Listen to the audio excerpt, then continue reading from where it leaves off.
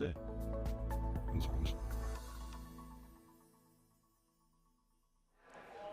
Hello, I'm John Furrier here at theCUBE at our New York Stock Exchange studio here on the East Coast. Of course, we got our Palo Alto studio. This is the CUBE and the NYSE Wired Crypto Trailblazers series ongoing.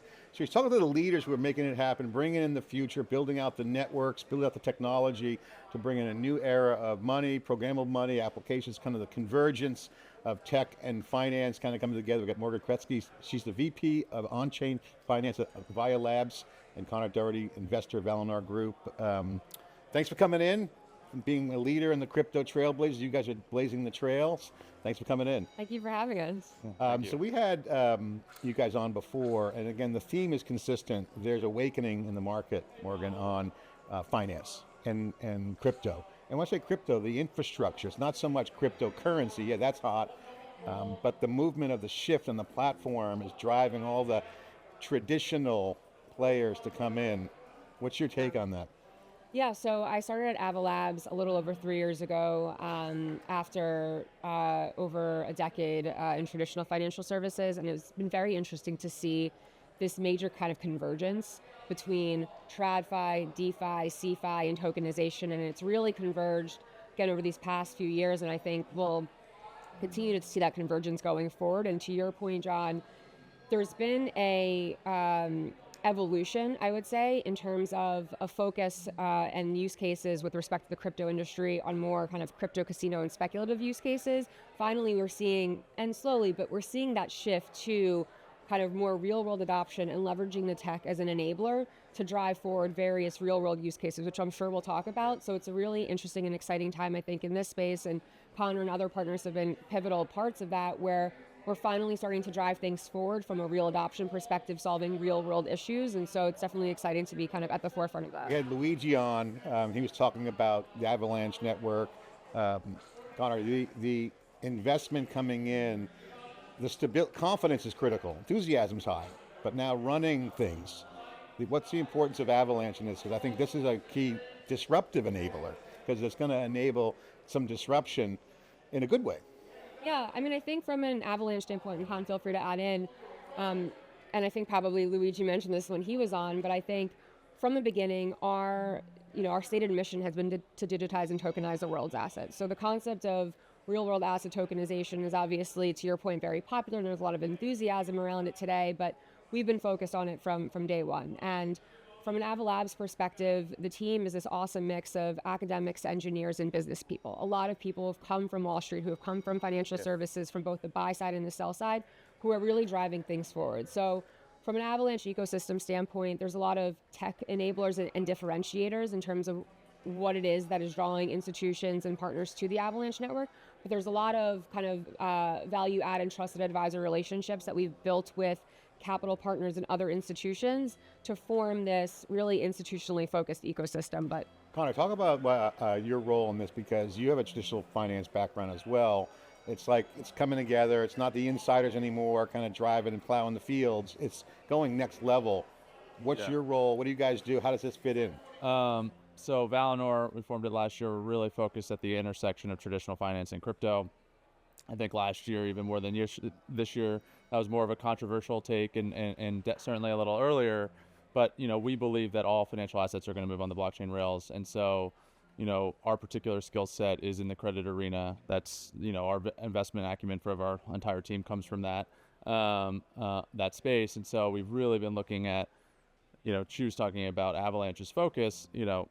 To give Avalanche credit, they do have a very solid institutional focus, and they've also been fostering and building the use case that we think is really interesting, which is credit, where the utility of the technology is really high, and we can talk about why, but that's kind of where we focus, is kind of accelerating the transition of credit assets on chain.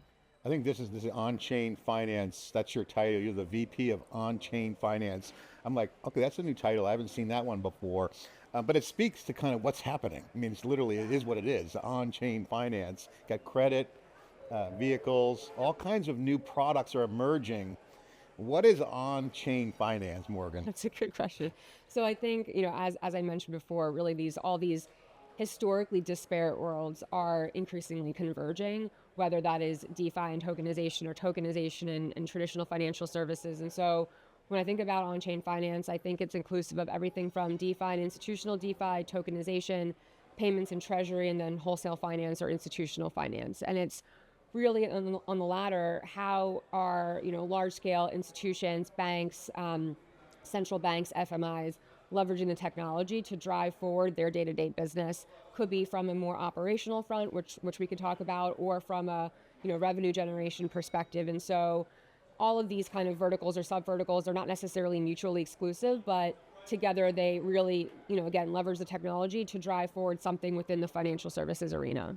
What's some of the momentum points? Can you guys share as the low-hanging fruit use cases get knocked down? What are some of the sequence of kind of value creation that you're seeing come out of this as the world starts moving? It's going to move fast. We're predicting that on our research side. What are some of the examples people can look at and go, wow, that's real proof point?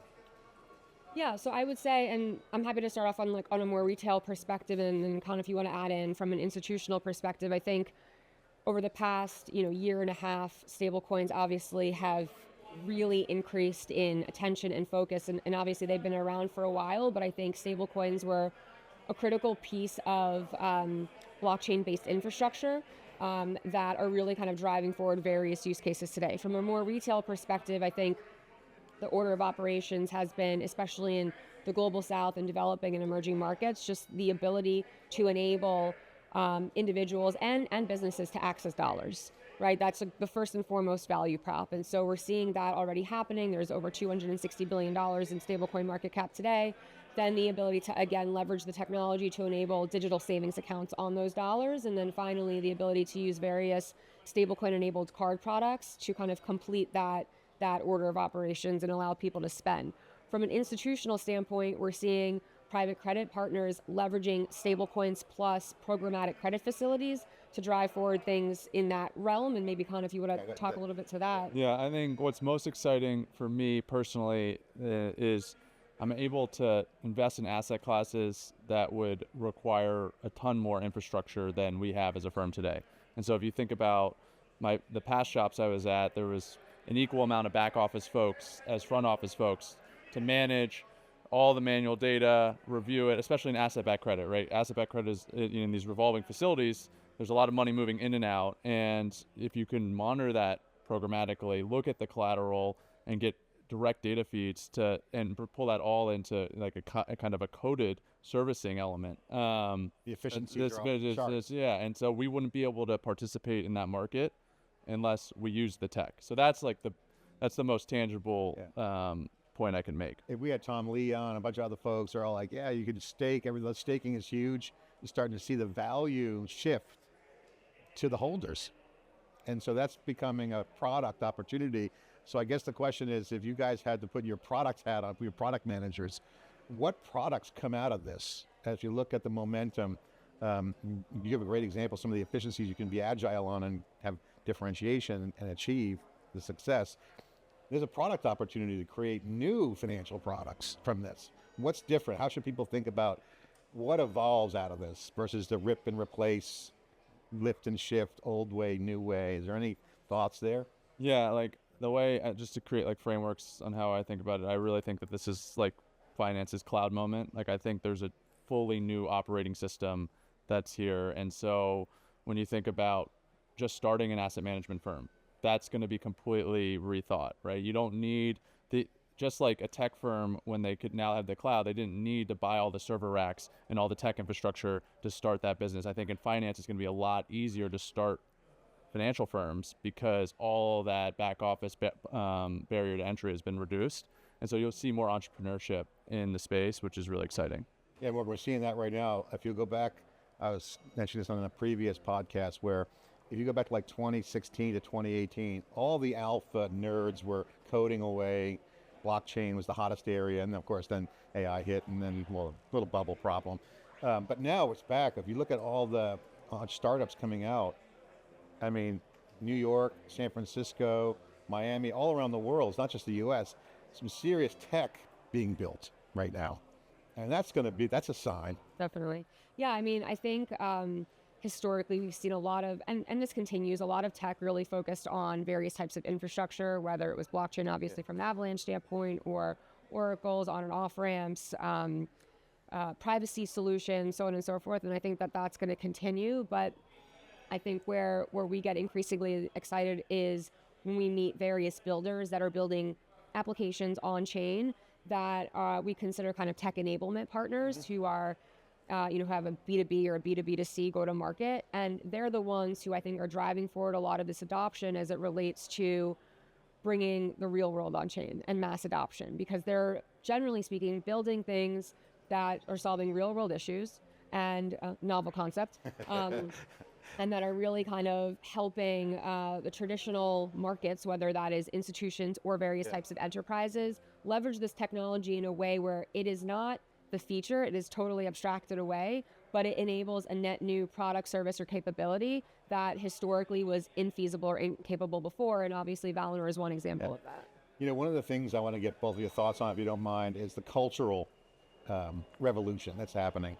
I was giving a talk to some Gen Zers with some Gen Xers, which is my generation. And we were the generation where the web came on the scene, internet. So we were pre-internet, and that was a fun ride during that time. But there seems to be like a culture intersection between, it's not just Gen Zs and the future millennials building it. It's really a melting pot of the two cultures. So you guys are in finance. You've seen kind of what it was and is and what it's evolving to. A lot of folks on the Gen Z side, like, they come from a traditional finance background, but they also see the world completely like a clean sheet of paper. So there's a lot of opportunities for this new generation of talent. What would be your view on how to frame that if someone, say, is coming out of college, and it's very well publicized that, you know, smart people who graduate from college, there's not a lot of jobs. The old banking roles are kind of not open, and there's a lot of people like, hey, I want to go work in banking, but guess what? There's not a lot of positions. That classic, laddering up is not there. But now they're entrepreneurial, but they're fresh, they're smart, and then you got that older school coming together. How do you talk about that? How do you see that? You guys have you agree or not? I think there's never. I think we're at the cusp of a total huge run of entrepreneurship in finance. I don't think we've ever been set up for a better period of time. With, this infrastructure change is just going to enable that. And I mean, I just did it. I was at a very, very big financial institution, and I have been surprised how much we've been able to accomplish with a small team. There's just a lot of tooling that didn't exist even just a few years ago that can help you operate leaner. And so if I was coming out of college, I would try to reimagine the traditional path through finance and think that I could be a real force without taking it. You can take territory down pretty quickly. Yeah. Morgan, you were smiling. You must have a strong opinion on this. I agree. I totally agree. I mean, I think also what's interesting about this space is that all of the information is out there. Yeah. Most of it's open source, whether that's through podcasts, through various kind of social media platforms, whether it's Twitter, LinkedIn, or others, white papers, they're all out there. So in terms of getting up the learning curve and really delving into this space, it's very unique and maybe even different than like a traditional consulting or financial services path, where a lot of it is either you can read and consume yourself, and then frankly what I found is a lot of the people in the industry are very open to getting you up the learning curve, connecting you with other people. And frankly, that was a lot of my path in terms of entering and pivoting into this space, where you talk to someone, they introduce you to 5 more people, and people are very positive sum. Yeah. I mean, like, that's been the most refreshing, amazing thing about entering this frontier versus, we know Wall Street, it could be a little bit zero sum at times. Yeah, exactly. Darwinism at its best. Some say, I would say capitalism. I was corrected by a few. No, it's Darwinism. Like, okay, I'm from California, but look, but this is a huge issue, because I think one of the things you mentioned, enablement. I'm a big disruptive enablement view on this. Like, it's going to disrupt some. Some will adopt on the institutional side, traditional side, but some will be displaced. There'll be going to be displacement. And that has to come from the kind of the new generation. So what advice would you have people? Because I get this question all the time. How do I get involved? There's certainly the self-starters who will just say, I'm just going to take territory down and be entrepreneurial, but not everyone is. What are some of the paths? Is it like good networking in New York? What's the vibe? How does someone get involved?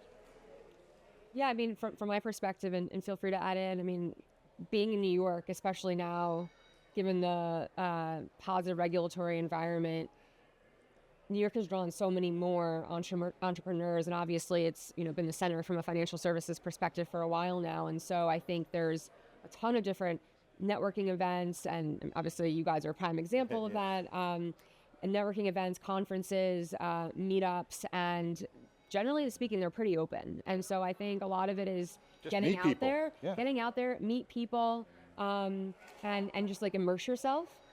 Is what I would say. I think we met at a conference actually here in New York. Funny enough.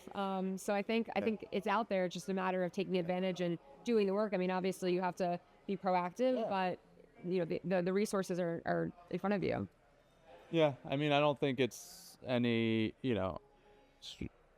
like strong, hungry individuals that are high caliber are gonna figure out a way, and I think that holds true here. Some of the schools, they teach some of this stuff, but not everyone teaches. Even computer science is being talked about as the most go back 3 years ago, as the most popular curriculum at Berkeley and most of the schools. Now it's like, wait a minute, they're being replaced by co-pilots and coding assistants. So, as people jump in and level up, it's probably faster to level up. So that's a huge deal. The other thing that, Connor, you brought up, Fintech. There was a general consensus that Fintech has been kind of commoditized, that hey, Fintech, 5 years ago was payment rails, right? So now it's like a completely separate animal because there's entrepreneurship in finance and finance tech. There's real tech, it's finance, it's on-chain finance. So Fintech seems to have a renaissance. And it seems like it was kind of boring, not boring, but a couple of years ago, it's kind of like, okay, what is Fintech? You got AI and everything, so it seems to be finance and tech. Everyone has apps, okay, payment rails, but settlements are harder, credit's hard. This is Fintech. What's the new Fintech? If you had to kind of describe what the Fintech category is today. Yeah, I guess that's very, very big world and encompasses a lot. But I think what's interesting is, to your point, like the preliminary revolution that led to Fintech was a lot of it was kind of upgrades to UI and UX and a lot of upgrades to the front end. And I think that's what led to kind of the growth of various fintechs as we know them. But I think Fintech 3.0 or whatever we want to call this is really going to be an upgrade to the back end and the back end plumbing, which is maybe less sexy, but it is definitely the thing that has to run the blockchain money's tech- got to flow through it. Totally, and I think it's like it's where programmatic capital comes in, programmatic credit facilities come in, and I think we're going to see a big upgrade there, and then I'm sure net new applications and capabilities that are more blockchain native. But yeah, I completely agree. I mean, it's just, we call it wrappers, right? A lot of digital wrappers, right? Like that's not really changing a basic analog system that sits, that moves money around and how trades are done, right? And so I think. So let's talk about the back end, because Avalanche, again, it has great success. You mentioned use cases. What were some of the bottlenecks that are now removed, and what are the blockers that need to be worked on to kind of go the next level? Because you're starting to see the movement. All the top firms are working on stuff, whether they admit it or not. They're working on it, so it's coming. What have been some of the bottlenecks relieved, and where are the to-do items? Yeah.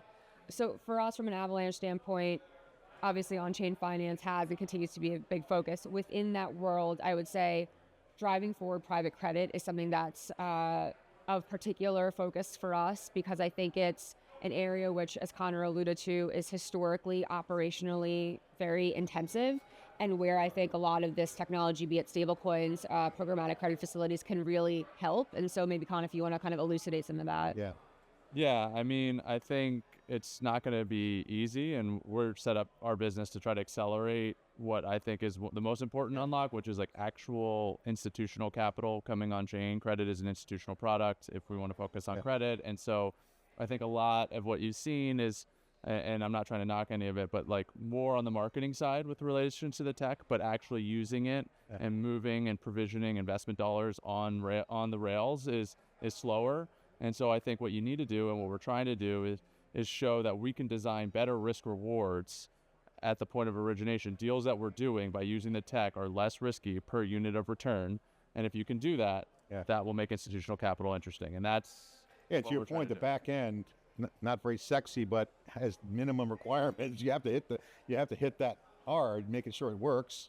So I try not to focus on talking about the tech. Like if I'm talking to a borrower who wants a programmatic credit facility, I say I can get you money every day instead of once a week. Yeah. That's a big step up from private credit. If I'm talking to an institutional investor, I say, you're taking less risk per unit of return because this technology increases transparency. It reduces like one of the largest risk vectors, which is fraud, because you're programming where the money moves. You reduce that counterparty risk, who can take the money and send it to wherever they want, because it's routed programmatically to where it needs to go. And so there's elements of risk reduction, and I don't really need to talk about the blockchain. You just got to work. Yeah, just Extract it away. Yeah. You guys did the hard work up front. And that's the business logic. And one of the big trends coming out of this is that domain experts, that they have the skills, could essentially wire up the solution. And now they got the back end done. What does that turn into? More firms, more dominance? I mean, as you guys are going to have a great solution, you're going to have competition. How does this all play out? How does the ecosystem evolve? I guess that's my question in terms of this future. I, again, will refer to positive sum. I think the TAMs here are massive. I think we take much more of a partner approach. Yeah. We don't think about disruption that much. We think about going into the halls of all the old firms that I know and used to, interact with, and say, hey, this is where the future is. We can help you be the So it's a rising tide for you. Yeah, very much so. And there's tons of opportunity. But being first is great. I mean, being early is a good way. I mean, that's the bet, right? Yeah. Good bet. Okay, so what's next for you guys? What are you optimizing for? What's the outlook look like? Morgan, we'll start with you.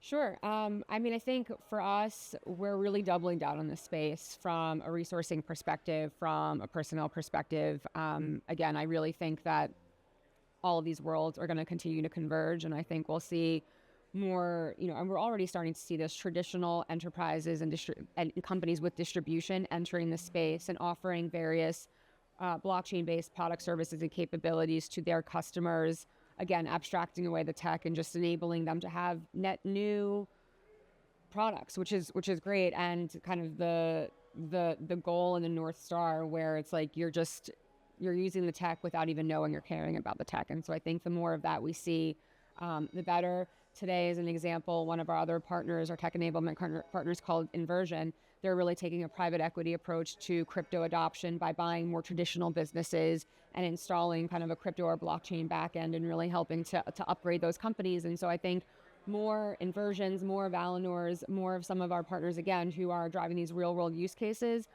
this is really the ecosystem that we're excited about building. And you guys? Your outlook? I think now is the time, credibly, to start, where institutions, I think, will start really leaning in more than they ever have, and again, putting dollars on chain. And so I think we're trying to currently scale our business to bring some of those partners alongside us into our deals. We have that institutional fluency, so I think we can be that translation agent and bridge some of those capital flows on chain. I mean, you got a great value proposition. Help people make more money, leverage the dollars and leverage the assets. Yep. All right, so put a plug in for what you guys are working on. Take a minute to what you guys are looking to do, hire, key goals. Connor, we'll start with you. Yeah, so I think we've been working, a pilot we've been working on with Avalanche, but what we've been working on more generally is just taking a very manual back-end credit facility management operational element and making it much simpler. And so we feel like we figured that out, and the time now is to scale, because it's not just crypto businesses that are looking for those facilities anymore. It's now traditional fintechs who stablecoin regulation has passed in the US. They're like, wow, this is the time to actually start facilitating stablecoins into our operations. We can get better money. And so we have to scale to meet that moment. Okay. And so what we're trying to do is kind of reimagine or transform our business from just an investment manager to more of a kind of a merchant approach. And so we're going to be scaling to bring partners in to do that. Awesome. Can't wait to see that grow. Plug for you guys. What's going on? I mean, everything that Connor said, bring us, I would say, the asset managers, the banks, the FMIs, anybody who is looking to operationalize a digital asset strategy. We want to talk to them. I think we can help them very early on in their journey as they're understanding the tech, all the way through in production deployments and everything in between. So send me the TradFi and the FinTech. You guys are blazing the trail. I mean, if you're looking to look back 5 years from now, remember that conversation we had? I mean, it's happening fast. I mean, the speed just in the past 6 to 8 months alone has been phenomenal. Congratulations. Thanks for coming on the CUBE pod here. Thanks. Thank you. All right. I'm John Furrier, the CUBE here, NYSE. Thanks for watching.